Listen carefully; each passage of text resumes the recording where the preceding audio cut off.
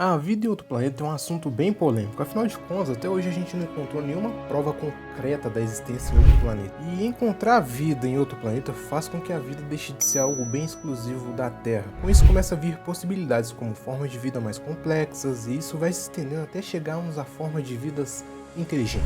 E isso para algumas pessoas é terrível, porque nesse ponto aí o ser humano deixa de ser algo especial. Então algumas pessoas preferem ficar na ignorância. E o que isso tem a ver com o título do vídeo? Calma aí que já já você descobre. E se você ainda está assistindo esse vídeo, eu tenho uma péssima notícia para você, amigão. Sério mesmo, tá na hora de ficar menos burro, então vem comigo.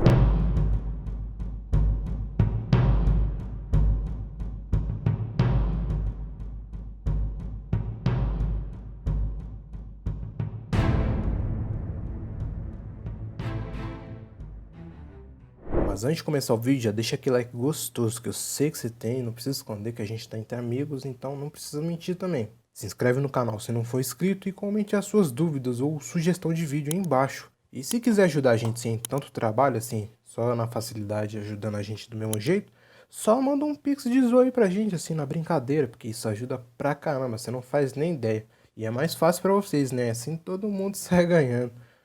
Como eu queria que a vida fosse simples assim. Uma guerra tem acontecido por bilhões e bilhões de anos e mata trilhões todos os dias. Sim, todo dia. Enquanto nós nem percebemos, a guerra está sendo travada pela entidade mais fatal do nosso planeta, o bacteriófago. Ele é um vírus e não se encaixa muito bem na categoria de seres vivos.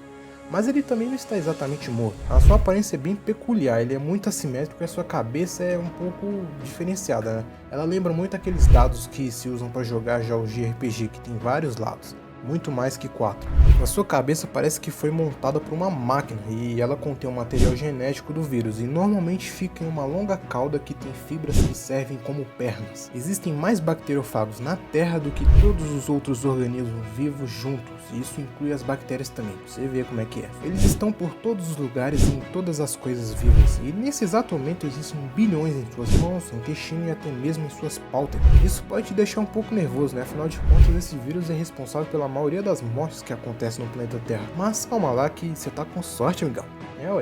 Porque embora eles sejam os maiores assassinos da história do planeta, eles matam apenas bactérias. Estima-se que cerca de 40% de todas as bactérias que estão presentes nos oceanos são mortas por ele diariamente. Embora eles sejam extremamente populosos, os bacteriófagos têm grandes falhas. Assim como qualquer outro vírus, eles precisam de um hospedeiro para poderem sobreviver e se reproduzir. Eles no geral não passam de muita coisa, eles são só uma casca com material genético por dentro, é basicamente isso. Então o que eles fazem? Bem, eles se especializam em caçar bactérias. A partir de agora eu vou começar a chamar eles de fago, beleza? Só pra ficar mais fácil pra mim e vocês vão entender do mesmo jeito, certo? Normalmente um fago escolhe uma bactéria específica e talvez alguns parentes bem semelhantes dela. E a partir desse ponto, essas bactérias escolhidas passam a ser suas presas. Quando um fago encontra sua vítima, ele conecta as suas fibras que ficam localizadas na ponta da sua cauda e ele junta essa parte da cauda junto com os receptores.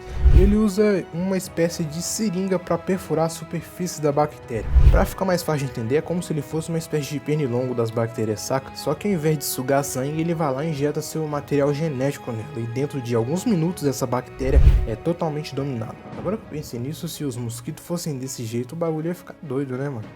Depois que a bactéria é dominada, ela é forçada a manufaturar todas as partes de novos fagos, e elas fazem isso sem parar, é como se ela tivesse se tornado um zumbi a partir daquele momento. Na verdade, elas param, mas só quando a bactéria está completamente cheia de novos fagos.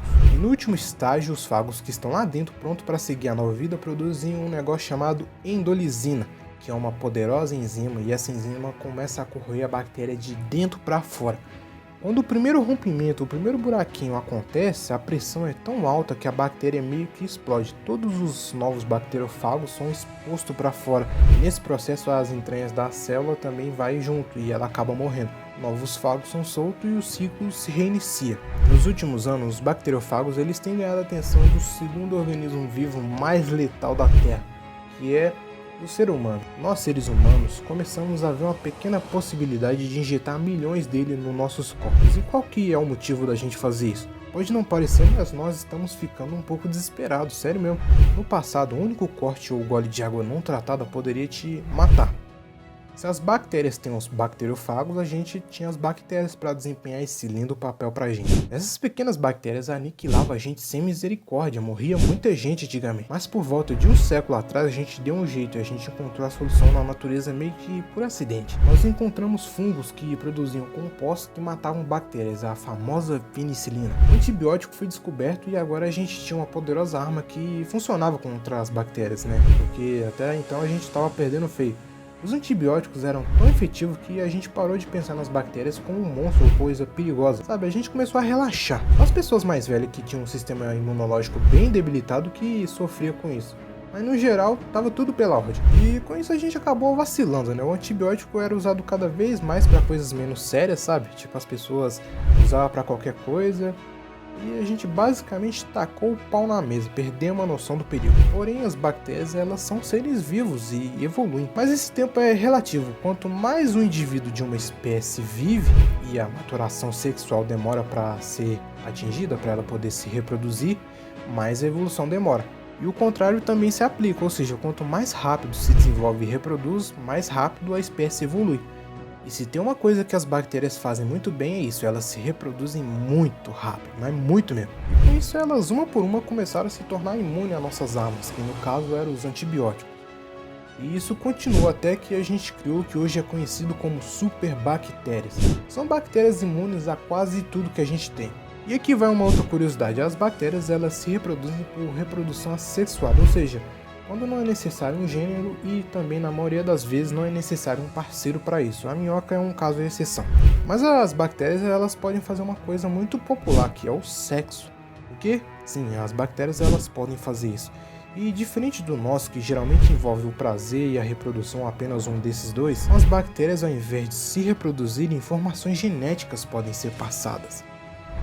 Inclusive, bactérias inofensivas podem se tornar mais letais se começarem a conviver com bactérias tóxicas. Mas isso não é tudo, sabe o que mais pode ser passado de uma bactéria para outra? Imunidade a antibiótico. E bem agora essa imunidade entre as bactérias está se espalhando pelo mundo.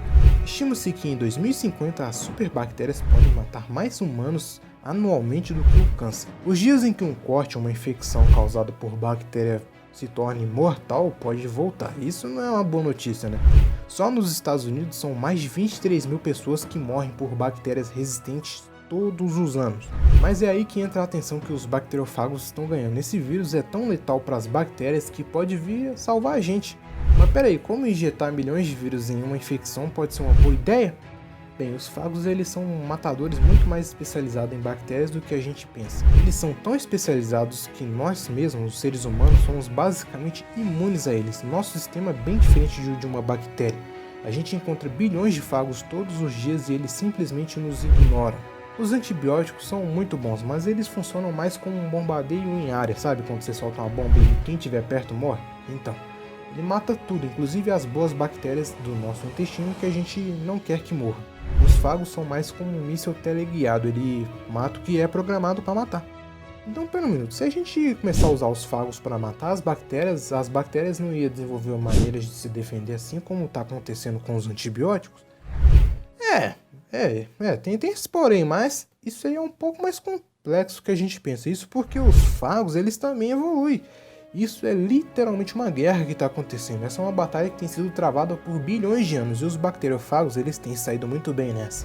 Isso faz deles basicamente armas inteligentes que constantemente ficam melhores em matar. Mas mesmo assim, se as bactérias ainda encontrar uma maneira de ficar imune aos fagos, a gente ainda vai ter um pouco de vantagem. Acontece que para uma bactéria ficar resistente a algumas espécies de fagos, ela teria que desistir da sua resistência a antibióticos. É tipo aquela frase do Zé Pequeno, tá ligado? Que é no pé ou na mão. Isso já foi testado com sucesso em um paciente que não tinha muitas esperanças. A bactéria Pseudomonas aeruginosa, que é uma bactéria bem ruim e ferrada, infectou a cavidade do peitoral desse cara. Após anos e anos sofrendo alguns milhares de fagos, foi colocado diretamente no peito desse cara junto com antibióticos para acabar com as bactérias que eram imunes. E logo após, depois de algumas semanas, as bactérias que estavam lá desapareceram por completamente, a infecção parou. Boa notícia, certo? Porém, tem a má notícia que infelizmente, esse tratamento é apenas experimental e companhias farmacêuticas ainda estão meio receosas, tá ligado? De investir dinheiro nisso. E a propósito, ainda não tem nenhuma aprovação oficial, mas as coisas elas estão mudando. Tipo, em 2016, a maior operação clínica com fagos começou. E isso tem ganhado cada vez mais atenção, e é bom a gente começar a considerar isso, porque os antibióticos estão cada vez menos eficazes. E estamos chegando a mais um fim de vídeo, rapaziada. Eu espero que você tenha gostado. Se você gostou, deixa aquele like gostoso que eu pedi lá no começo do vídeo. Se inscreve no canal caso ainda não seja inscrito. E comente as suas dúvidas ou sugestões de vídeo que eu vou fazer o possível para poder responder. Tem mais vídeo no canal para vocês assistirem. E caso vocês já tenham visto todos, eu espero que a gente se veja no próximo vídeo. Manda um pix pra gente que isso ajuda pra caramba. Sério mesmo? Só de zoa, só pra testar um negócio ali.